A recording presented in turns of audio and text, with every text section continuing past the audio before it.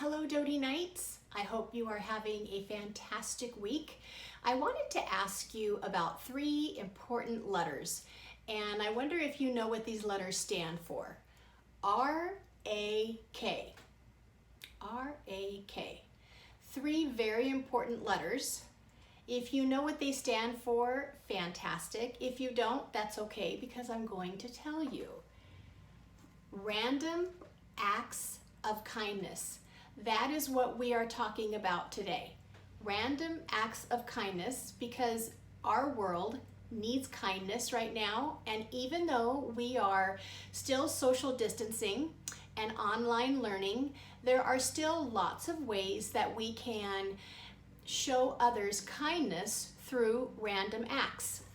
And I'm going to be sending out an email to my 6th grade parents and students later this afternoon with a long list of ideas for random acts, but I also just want to go over a few of them with you right now, because random acts of kindness, they can happen anywhere at any time, and they come from just maybe an idea that you have.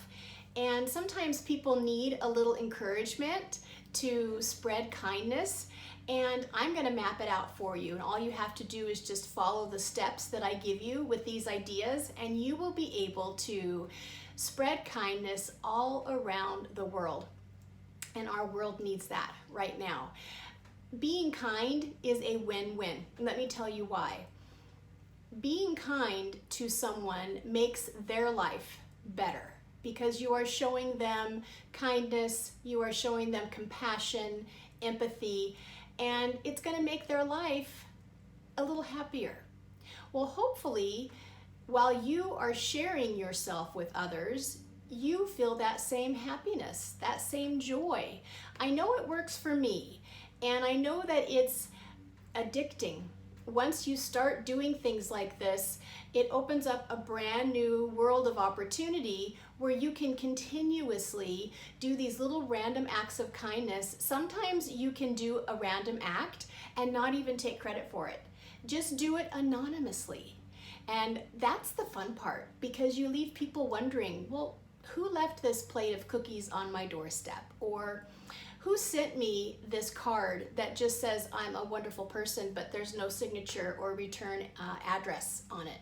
Those are the fun ways that you can pass along kindness and just make it random and send that message to the people that really, really need it. Well, we all need it, don't we? I know I would appreciate some random acts of kindness in my life, and I try to do the same for others. So here are some ideas.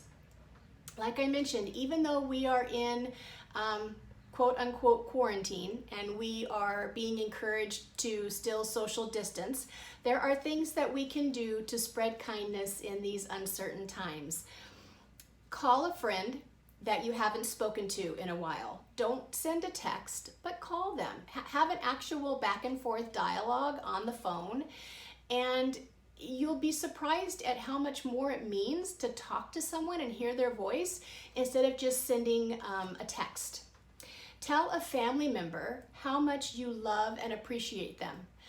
I'm sure they know that you love and appreciate them, but maybe we don't say it enough. And just saying that, I love you, can make such an impact in a person's life.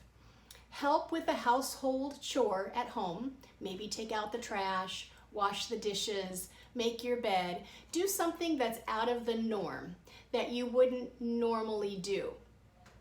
Tell someone that you are proud of them and that they make you happy. Tell someone you know why you are thankful for them. Don't just tell them you're thankful, but tell them why you are thankful that they are in your life. Send someone an uplifting joke or text to cheer them up. You can send an inspirational quote to a friend. You can send it through email. You can send it in a card, through the mail. Spend some time with your pets. They appreciate the attention, and it's a win-win with pets as well. You make them feel good, and in return, they make you feel good.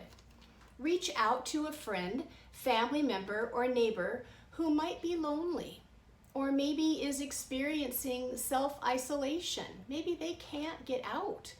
And just going over and putting a little note in their mailbox, or calling them on the phone and letting them know that you're thinking about them can really make a lasting impression.